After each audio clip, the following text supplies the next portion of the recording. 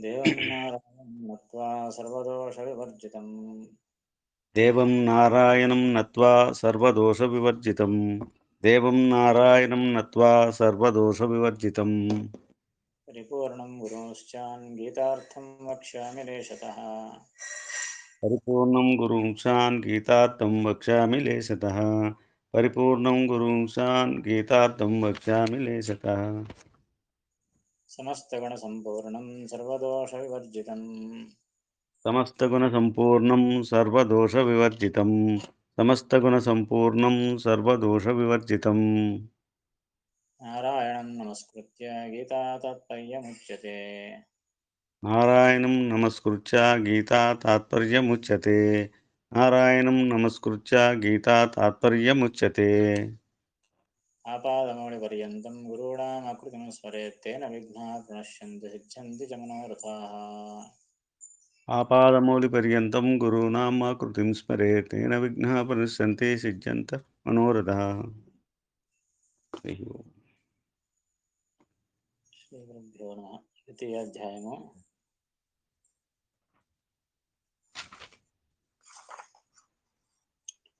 71వ శ్లోకం.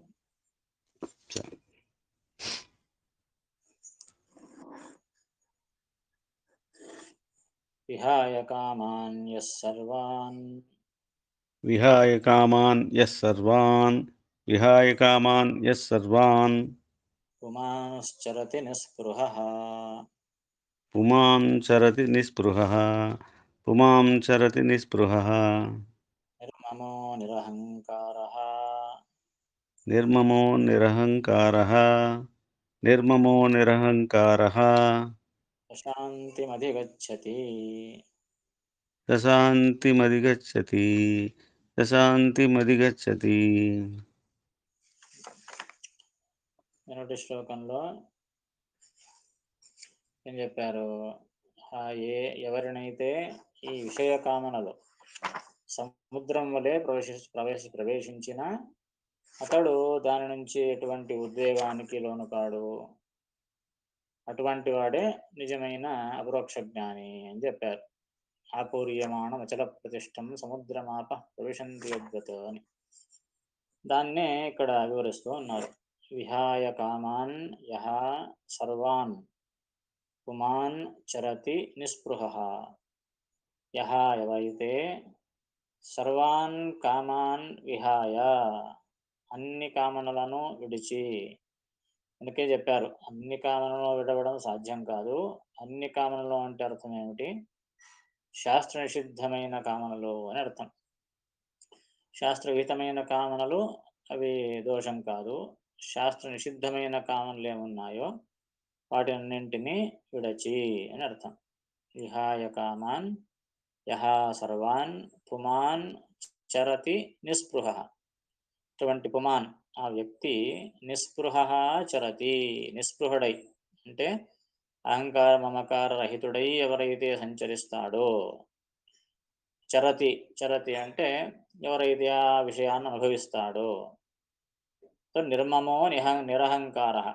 నిర్మమ అంటే మమకార రహితుడు, నిరహంకార అహంకార రహితుడు, అతడు మాత్రమే శాంతిం అధిగచ్చతి, అతడే శాంతిని పొందుతాడు. శాంతి అంటే వెనుక చెప్పినట్లుగా మోక్షము అని అర్థం. దాన్ని భాష్యకారులు వివరిస్తూ ఉన్నారు. ఏతదేవ ప్రపంచయతి విహాయేతి. ఏతదేవ ప్రపంచయతి విహాయేతి ఏతదేవ ప్రపంచయతి విహాయేతి ఏతదేవ దీనినే ప్రపంచయతి. ప్రపంచయతి అంటే విస్తరిస్తూ ఉన్నారు. ప్రపంచము అంటే విస్తారము అని అర్థం. ప్రపంచయతి అంటే విస్తరిస్తూ ఉన్నారు వెనుక చెప్పిన విషయాన్ని ఈ విహాయ కామాన్ అనే శ్లోకంలో. ఇక్కడ కామాన్ అన్నారు. కామాన్ అంటే అర్థం ఏమిటి? విషయాన్ అని అర్థం. కామములు అంటే నిజంగా కోరికలు అని, కానీ ఆ కోరికలకు విషయాలు అని అర్థం చేసుకోవాలి. అటువంటి విషయాలను ఎవరైతే నిస్పృహతయా విహాయ, నిస్పృహ వాటి పట్ల నిస్- ఆసక్తిని వదలి, ఎవరైతే యహ చరతి, శ్లోకంలో చరతి అని ఉంది, పుమాన్ చరతి అని. చరతి అనే శబ్దానికి ఏమర్థము అంటే భక్షయతి అని వ్యాఖ్యానిస్తూ ఉన్నారు.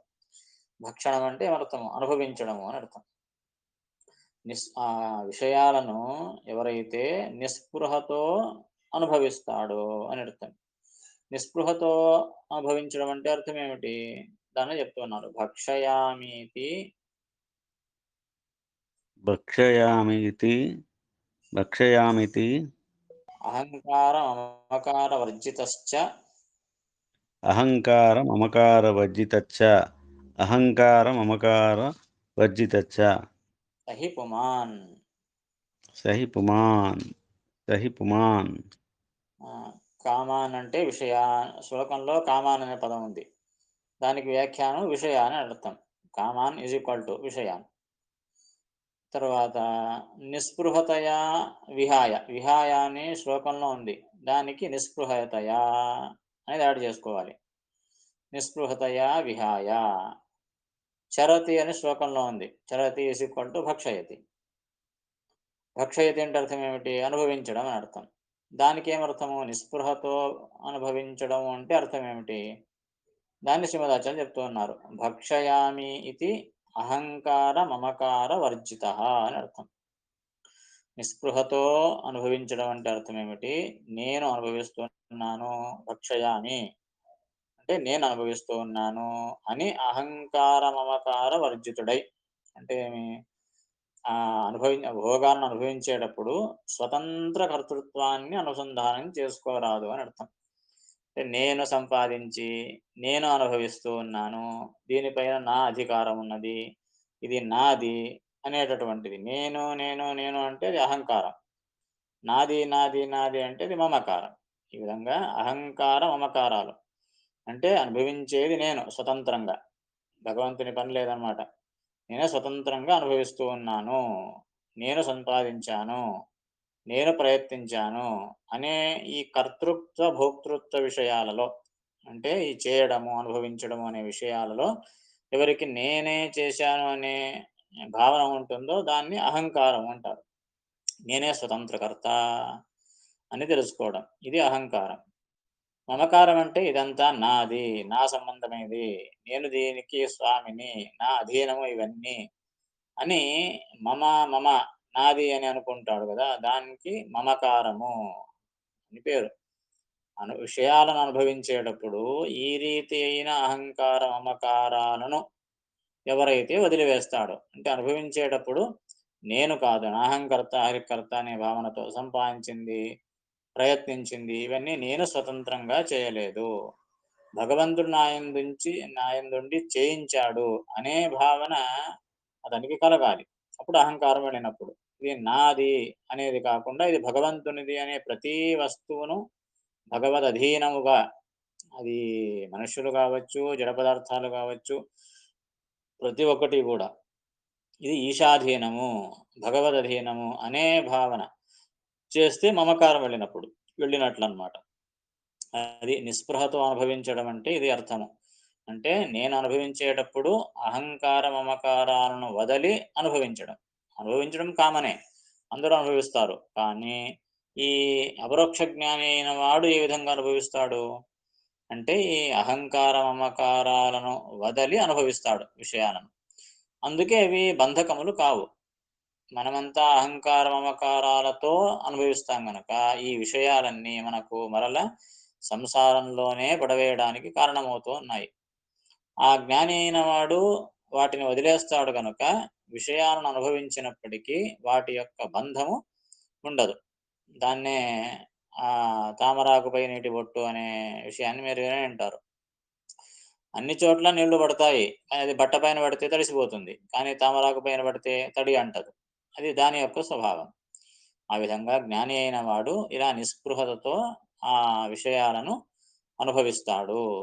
ఆ అహంకార మమకార వర్జితశ్చ సహి పుమాన్. అతడే పుమాన్, అతడే నిజమైనటువంటి వ్యక్తి, అతడే పుమాన్. పుమాన్ అంటే నిజంగా ఒక వ్యక్తి, మనిషి అని అర్థం. అతడే మనిషి, అతడే మనిషి అంటే అర్థం ఏమిటి? ఇంకెవరు మనుషులు గారా? అందుకే శ్రీమదాచార్యులు అంటారు సహి పుమాన్ అంటే అర్థం ఏమిటి? స ఏవచ ముక్తిం అధిగచ్చతి ఇత్యర్థః. స ఏవ చ ముక్తిం అధిగచ్చతి ఇత్యర్థః. స ఏవ చ ముక్తిం అధిగచ్చతి ఇత్యర్థః. అతడే నిజమైన మనిషి అంటే అర్థమేమిటి? ఆ మనిషి అయినందుకు సార్థకతను అనుభవించినవాడు. మనిషి అయినందుకు సార్థకత ఎప్పుడు వస్తుంది? ఆ మోక్షానికి ఇతడు అధికారి అయినప్పుడు. సో, ఇతడే నిజమైన మనిషి అంటే అర్థమేంటి? ఇతడే నిజంగా మోక్షాన్ని అనుభవించడానికి యోగ్యుడు అని అర్థం. స ఏవ చ అతడే ముక్తిం అధిగచ్చతి. ముక్తిని పొందుతాడు ఇత్యర్థః. సో, శ్లోకంలో సై పుమాన్ అని ఉంది. అతడే మనిషి అని. దానికి అర్థం ఏమిటి? అతడే ముక్తిని పొందుతాడు అని అర్థం. సో, ఇక్కడ ముక్తిని పొందేవాని యొక్క లక్షణాలు, అపరోక్ష జ్ఞాని యొక్క లక్షణాలను చెప్పినట్టయింది. ఎవరైతే విషయ పదార్థాలను అనుభవించేటప్పుడు అహంకార, మమకారాలను వదలి అనుభవిస్తాడో అతడే నిజంగా మోక్షానికి అధికారి అనే విషయాన్ని చెప్పినట్లయింది. ఇది భాష్యంలో చెప్పి తాత్పర్యంలో మరొక రీతిగా వ్యాఖ్యానిస్తున్నారు చూడండి. నిషిద్ధ స్పృహాభావమాత్రేణ నిషిద్ధస్పృహాభావమాత్రేణ నిషిద్ధస్పృహాభావమాత్రేణ సర్వవిషయాన్ విహాయ సర్వవిషయాన్ విహాయ సర్వవిషయాన్ విహాయ అస్వరూపే స్వరూపత్వమతిరేవ అస్వరూపే స్వరూపత్వమతిరేవ అస్వరూపే స్వరూపత్వమతిరేవ హ్యహం కృతి హ్యహం కృతిః హ్యహం కృతిః త్యాజ్యా సర్వత్ర మమత యాజ్యా సర్వత్ర మమతా యాజ్యా సర్వత్ర మమతా జ్ఞాత్వా సర్వం హరేర్వశే. జ్ఞాత్వా సర్వం హరేర్వశే జ్ఞాత్వా సర్వం హరేర్వశే. తాత్పర్యంలో ఏమని చెప్తూ ఉన్నారు దీనికి? విహాయ కామాన్ యస్సర్వాన్ అని శ్లోకానికి భాష్యంలో ఏం చెప్పారు? విషయాలను నిస్పృహతతో ఎవరైతే అనుభవిస్తారో అని ఇక్కడ చెప్పారు. తాత్పర్యంలో ఏం చెప్తున్నారు? నిషిద్ధ స్పృహాభావమాత్రేణ, నిషిద్ధములైనటువంటి స్పృహ అంటే ఇచ్ఛ, కోరికలు, ఆ నిషిద్ధములైన కోరికలను వదలడంతో, నిషిద్ధమైన కోరికలే కాకుండా సర్వ విషయాన్ విహాయ, రాను రాను అతడు అన్ని విషయాలను వదిలివేస్తాడు. మొదట నిషిద్ధ పదార్థాలను, నిషిద్ధ కోరికలను వదిలివేస్తాడు. దాని ద్వారా అన్ని విషయాలను వదిలేస్తాడు. అది అర్థం. విహాయ కామాన్యః సర్వాన్. సర్వాన్ అంటే మొట్టమొదట నిషిద్ధ స్పృహ అంటే నిషిద్ధములైన విషయముల పట్ల ఆశను వదులుతాడు. తరువాత నిదానంగా అన్ని విషయాలను వదిలేస్తాడు అని అర్థం.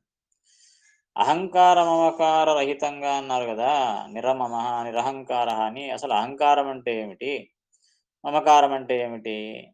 దానికి తాత్పర్యంలో డెఫినేషన్ చెప్తూ ఉన్నారు. అహంకృతి అంటే అర్థమే. అహంకారం అంటే అస్వరూపే స్వరూపత్వమతి ఏవ హి అహంకృతి. అహంకృతి అంటే అహంకారం. దానికి నిర్వచనం ఏమిటి? అస్వరూపే స్వరూపత్వమతి. అస్వరూపే అంటే తన స్వరూపము కాని దాని పట్ల స్వరూపత్వమతి. ఇది నా స్వరూపము అని తెలుసుకోవడం. ఏది మన స్వరూపం కాదో దాన్ని మన స్వరూపం అని తెలుసుకోవడం, ఇది అహంకారం. అంటే ఒక విధంగా ఈ దేహము మన స్వరూపం కాదు, జీవస్వరూపం కాదు. జీవుడు వేరే, దేహం వేరే. కానీ మనం మాత్రం ఏమనుకుంటాము? ఈ దేహమే జీవుడు అని అనుకుంటూ ఉంటాం. జ్ఞానం ఉండొచ్చు, కానీ అది ప్రాక్టికల్‌గా చాలా కష్టం రావడం. మనకు శాస్త్రం తెలిసిన వారికి, శాస్త్రాధ్యయనం చేసే వారికి ఈ జ్ఞానమైనా ఉంటుంది, లేదని కాదు. జీవుడు వేరే, శరీరం వేరే అని శాస్త్రంలో చెప్పి చెప్పి ఆ జ్ఞానం వచ్చుంటుంది. వేరే వాళ్ళకి ఆ జ్ఞానం కూడా ఉండదు. శాస్త్రం తెలియని వారికి, అసలు జీవుడే లేడు, ఆత్మనే లేదు అని చెప్పేవారికి ఇది జీవుడు వేరే, దేహం వేరే అనే జ్ఞానమే ఉండదు.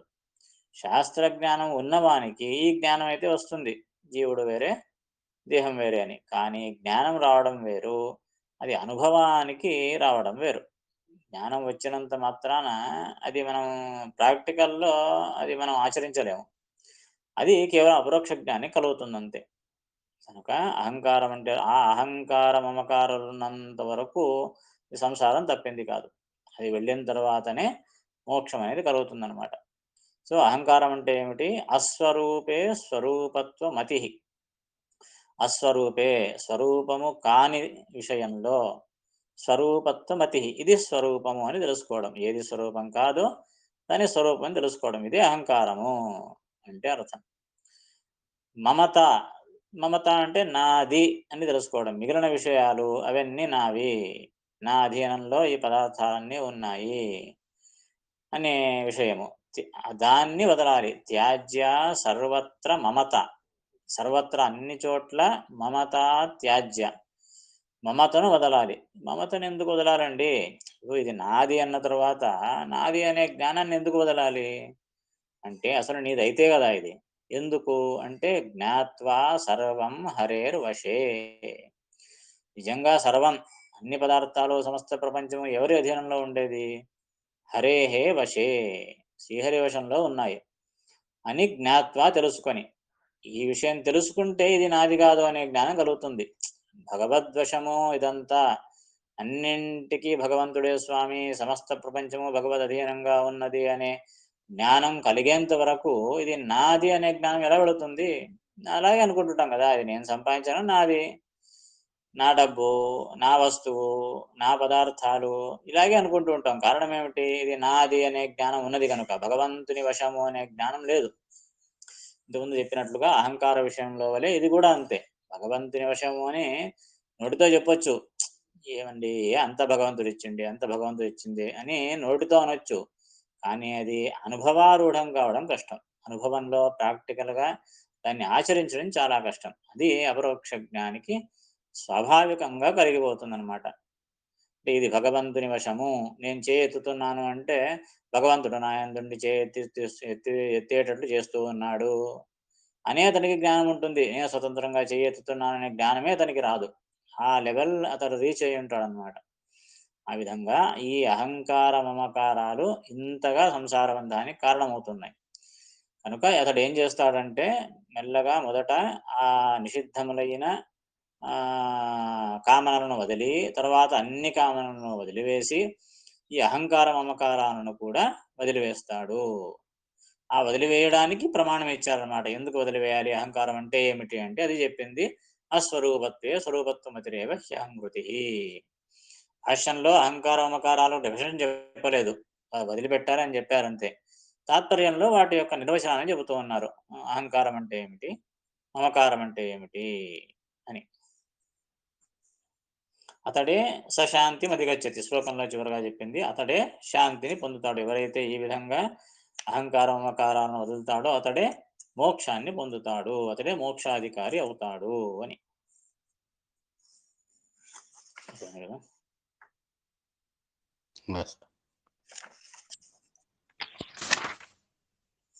విహాయ కామాన్యః సర్వాన్ విహాయ కామాన్ యః సర్వాన్ విహాయ కామాన్ యః సర్వాన్ పుమాంశ్చరతి నిస్పృహః పుమాం చరతి నిస్పృహః పుమాం చరతి నిస్పృహః నిర్మమో నిరహంకారః నిర్మమో నిరహంకారః నిర్మమో నిరహంకారः ప్రశాంతిమధిగచ్చతి.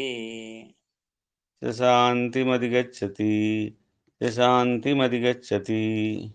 చివరికి ఆ 72వ శ్లోకంలో దీనంతా కంక్లూడ్ చేసి చెప్తూ ఉన్నారు. ఏషా బ్రాహ్మీ స్థితి పార్థ ఏషా బ్రాహ్మీ స్థితిః పార్థ ఏషా బ్రాహ్మీ స్థితిః పార్థ నైనాం ప్రాప్య విముహ్యతి. నైనాం ప్రాప్య విముహ్యతి నైనాం ప్రాప్య విముహ్యతి.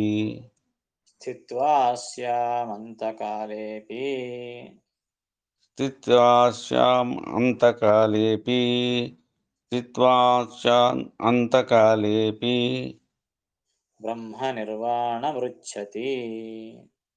బ్రహ్మ నిర్వాణమృచ్చతి బ్రహ్మ నిర్వాణమృచ్చతి. ఇది శ్రీమద్భగవద్గీతాసు ఇది శ్రీమద్భగవద్గీతాసు ఇది శ్రీమద్భగవద్గీతాసు ఉపనిషత్సు ఉపనిషత్సు ఉపనిషత్సు బ్రహ్మ విద్యాయాం యోగశాస్త్రే బ్రహ్మ విద్యాయాం యోగశాస్త్రే బ్రహ్మ విద్యాయాం యోగశాస్త్రే కృష్ణార్జున సంవాదే శ్రీకృష్ణార్జున సంవాదే శ్రీకృష్ణార్జున సంవాదే సాంఖ్యయోగో నామ సాంఖ్యయోగో నామ సాంఖ్యయోగో నామ ద్వితీయోऽధ్యాయः. ద్వితీయోధ్యాయः ద్వితీయోధ్యాయः ఈ రెండవ అధ్యాయాన్ని ముగిస్తూ ఉన్నారు. శ్లోకం ముగిసింది కానీ భాష్య తాత్పర్యాలు చాలా ఉంది ఈ శ్లోకానికి.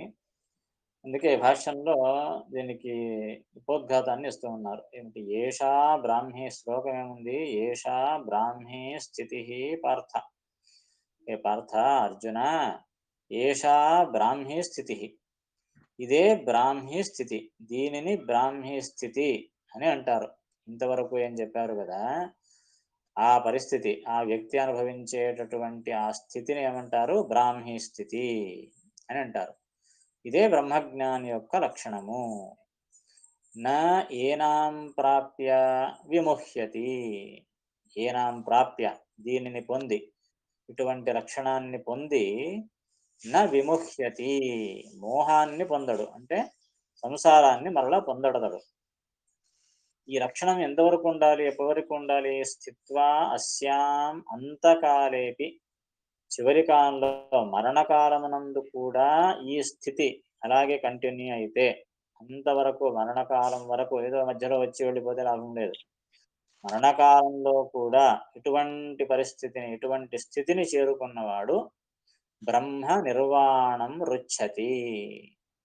నిర్వాణం, నిర్వాణం అంటే దేహరహితమైనటువంటి, నిర్వాణం అనే శబ్దానికి మోక్షం అనే అర్థం ఉంది. ఇక్కడ నిర్వాణం అంటే నిజంగా వాణము, బాణము అంటే శరీరము అని అర్థం. నిర్వాణము అంటే శరీరము లేనటువంటి అని అర్థం.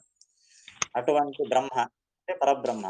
శరీరము లేని పరబ్రహ్మను రుచ్చతి అంటే పొందుతాడు. శరీరము లేని పరబ్రహ్మ అంటే అర్థం ఏంటి? ప్రాకృత శరీరం లేని అని అర్థం.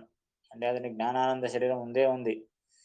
కనుక ప్రాకృత శరీర రహితుడైన పరబ్రహ్మను పొందుతాడు. అంటే ఇంతకుముందే కృష్ణుడు చెప్పినట్లుగా యం వాపిస్వరం భావం త్యజత్యంతే కలయవరం, చివరి క్షణంలో, మరణకాల సమయంలో, మరణ సమయంలో, ఆ క్షణంలో దేన్ని తలుచుకుంటాడో అలా అవుతాడు అతడు, ఆ జన్మను పొందుతాడు.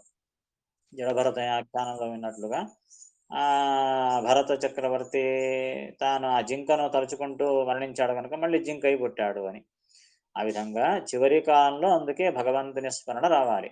అంత్యకాలే విశేషత. అప్పుడు పరబ్రహ్మను పొందుతాడు. ఎంత జీవితమంతా భగవంతుని స్మరణ చేసినా చిట్ట చివరి కాలంలో భగవంతుని స్మరణ రాకపోతే అతడు భగవంతుని పొందడు. మళ్ళీ ఇంకా జన్మలు ఉన్నాయి అని అర్థం, ఇంకా ప్రారంభ కర్మ ఉంది అని అర్థము. కనుక చిట్ట చివరి క్షణంలో భగవత్ స్మరణ కలగాలి. అది మోక్షానికి కారణమవుతుంది. దాన్ని చెబుతూ ఉన్నారు. అంతకాలేపి స్థిత్వా అస్యాం, చివరి క్షణంలో కూడా ఎవరైతే ఈ స్థితిని పొందుతారో బ్రహ్మ నిర్వాణం రుచ్చతి, అతడు ఈ శరీరరహితుడైన, ప్రాకృత శరీరరహితుడైన పరబ్రహ్మను పొందుతాడు అని శ్లోకంలో చెప్తూ ఉన్నారు అన్నమాట. దాన్ని భాష్యకారులు వివరిస్తూ ఉన్నారు. ఉపసంహరతి ఏష ఇతి. ఉపసంహరతి ఏష ఇతి ఉపసంహరతి ఏష ఇతి. సంహరతి అంటే కంక్లూడ్ చేస్తూ ఉన్నారు అని అర్థం. ఇంతవరకు చెప్పిన లక్షణాలన్నింటినీ చెప్పి చివరకు దానిని కంక్లూడ్ చేస్తూ ఉన్నారు. ఏషా బ్రాహ్మీ స్థితి అని. బ్రాహ్మీ స్థితి అంటే అర్థం ఏంటి? బ్రాహ్మీ స్థితి బ్రహ్మ విషయా స్థితి లక్షణం. బ్రహ్మీ స్థితి బ్రహ్మ విషయా స్థితి లక్షణం. బ్రహ్మీ స్థితి బ్రహ్మ విషయా స్థితి లక్షణం. స్థితి అంటే అర్థం ఏమిటి? బ్రహ్మ విషయ స్థితి. స్థితి అంటే లక్షణం అని అర్థం. అంటే బ్రహ్మజ్ఞాని యొక్క లక్షణము అని అర్థం. బ్రాహ్మీ స్థితి అంటే బ్రహ్మజ్ఞాని యొక్క లక్షణము అని అర్థం. అంతకాలేపి అస్యాం స్థిత్వైవ బ్రహ్మ గచ్చతి. అంతకాలేపి అస్యాం స్థిత్యైవ బ్రహ్మ గచ్చతి. అంతకాలేపి అస్యాం స్థిత్యైవ బ్రహ్మ గచ్చతి. అంతకాలేపి అంటే చివరి కాలంలో కూడా, కూడా అని చెప్పినందున వెనక కూడా ఉండాలి అని అర్థం. ఏమి లేకుండా చిట్ట చివరి కాలంలో మాత్రమే భగవత్ స్మరణ కలిగితే చాలా అంటే అసలు కలిగితే కదా చివరి క్షణంలో స్మరణ రావాలి అంటే అంత ప్రాక్టీస్ ఉండాలి కదా. ఎగ్జామ్ మూమెంట్లో అది గుర్తుకు రావాలంటే అంతకుముందు అంత ప్రాక్టీస్ చేసి ఉండాలి, లేకపోతే ఎగ్జామ్ మూమెంట్లో ఎలా గుర్తుకు వస్తుంది. ఆ విధంగా సంతతం చింతయేనంతం అంతకాలే విశేషత అని చెప్పారు అందుకే శ్రీమదాచార్యులు. చివరి కాలంలో స్మరణ కలగాలి అంటే దాని ముందు అంతగా ప్రాక్టీస్ ఉండాలి. అలా ప్రాక్టీస్ చేసి అంతకాలే అపి చివరి కాలంలో కూడా అస్యాం స్థిత్వైవ బ్రహ్మ గచ్చతి. అస్యాం అంటే ఈ స్థితిలో, ఈ బ్రహ్మజ్ఞాని లక్షణాలు ఏం చెప్పారు కదా, ఆ లక్షణాలను పొంది ఉంటే అప్పుడు అతడు బ్రహ్మ గచ్చతి, పరబ్రహ్మను పొందుతాడు. లేకపోతే అన్యథా జన్మాంతరం ప్రాప్నోతి. అన్యథా జన్మాంతరం ప్రాప్నోతి. అన్యథా జన్మాంతరం ప్రాప్నోతి. యథా అంటే అలా కాకపోతే, అలా కాకపోతే అంటే చివరి క్షణంలో భగవత్ స్మరణ కలగకపోతే ఏం జరుగుతుంది? జన్మాంతరం ప్రాప్నోతి. అప్పుడు బ్రహ్మ ప్రాప్నోతి కాదు, జన్మాంతరం ప్రాప్నోతి. మళ్ళీ మరొక జన్మను అతడు పొందుతాడు. ఎక్కడ చెప్పారయ్యా ఇది అంటే యం యం వాపి ఇది వక్ష్యమాణత్వాత్.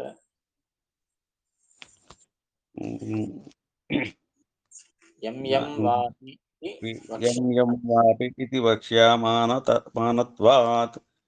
యం యం వాపి ఇతి వక్ష్యమానత్వాత్. దీన్నే ముందు కృష్ణుడు చెప్పబోతాడు వక్ష్యమాణత్వాత్. వక్ష్యమాణం అంటే చెప్పబోతాడు అని అర్థం.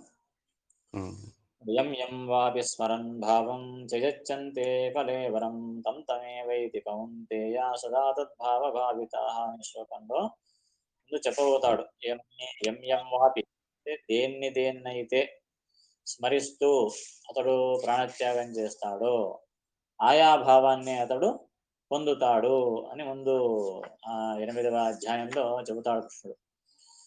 దేనిని ఇస్తూ అతడు మరణిస్తాడో ఆ భావాన్ని అతడు పొందుతాడు అని చెప్పినందున చివరి క్షణంలో భగవంతుని స్మరిస్తే ఆ భగవంతుని చేరుతాడు, లేదా వేరే జన్మను పొందుతాడు. దేన్ని స్మరిస్తే ఆ జన్మను పొందుతాడు అని ముందు చెప్పబోతున్నాడు గనక ఇక్కడ ఆ శ్లోకంలో ఇది దీని అర్థం. స్థిత్వాస్యాం అంతకాలేపి అంటే అంతకాలంలో కూడా దీనిని స్మరించి అప్పుడు అతడు పరబ్రహ్మను చేరుకుంటాడు అని. ఎందుకు ఆ విధంగా అనే దానికి ముందు వివరణనిస్తారు. అది చాలా విస్తారంగా ఉంది. నెక్స్ట్ క్లాస్‌లో చూద్దాం. సంశయం ఉంటే అడగండి.